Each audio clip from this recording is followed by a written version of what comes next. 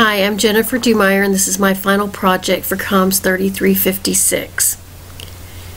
Is a person's success in leadership based solely on what he accomplishes as a leader, or is it based as much on the legacy that a leader leaves behind by raising up new leaders that even surpass their leadership skills? The principle that success is succession is the reason that Andy Stanley wrote the book I chose, Next Generation Leader. He feels it has always been his job to help those coming up behind him to know more about leadership so they can grow as a leader farther and faster.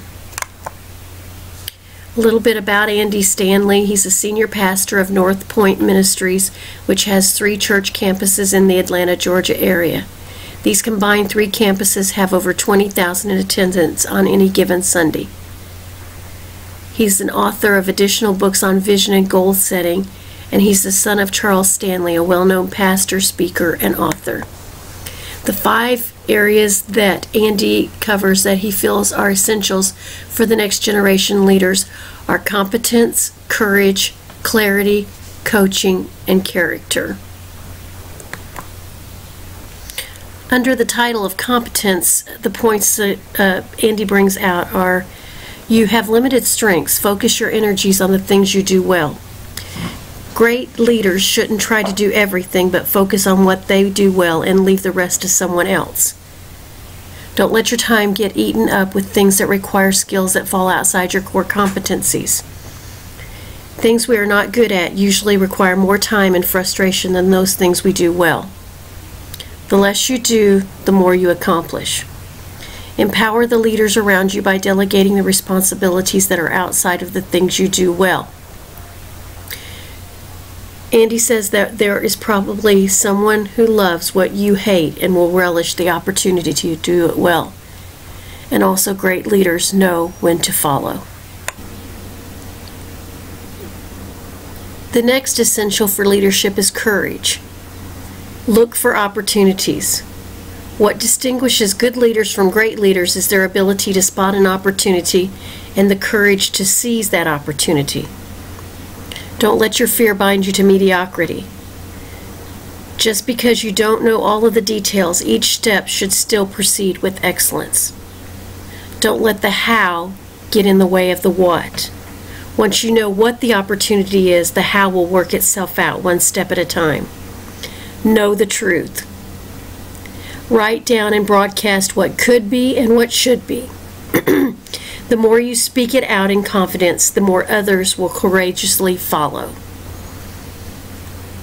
The next item of leadership is clarity. Be clear of your direction, even with limited information.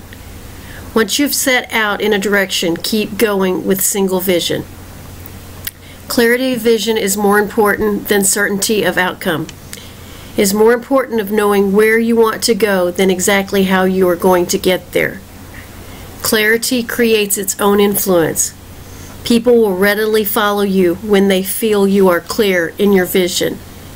Be okay with not knowing all of the answers. It's always okay to say, "I'll look into that," or something similar when you are presented with questions you are unsure of.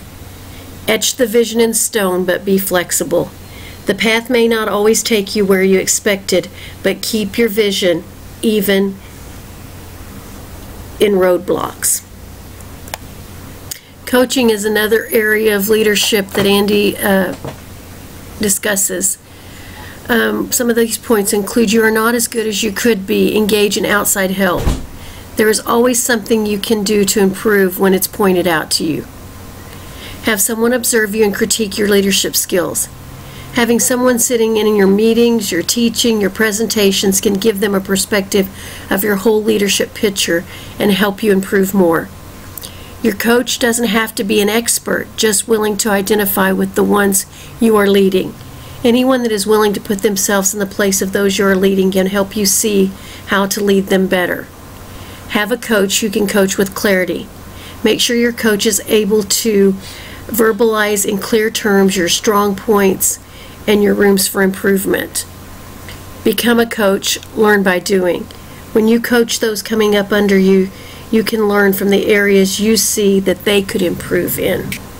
The last point that Andy addresses, and probably the most important, is character in leadership. Character is not essential for leadership, but determines your legacy. Many leaders have been successful without integrity and character, but though people work for them, they may not necessarily be led by them. Do what's right even when it's hard. Don't fool yourself into thinking that because you have survived small indiscretions, you can get by with larger ones. The larger the indiscretion that you participate in, the harder it will end up biting you. Don't violate the principles of God to maintain the blessings of God. And he says, what you gain on your own, you will be forced to protect and manage on your own. Character will determine who sticks with you when the journey is through. When all is said and done, your character will play a big part in who is still standing with you in your corner. So to wrap it up, the essentials for next generation's leaders are competence, courage, clarity, coaching, and character. This was a good read that I enjoyed very much. This book is intended for young leaders coming into leadership at the beginning of their careers.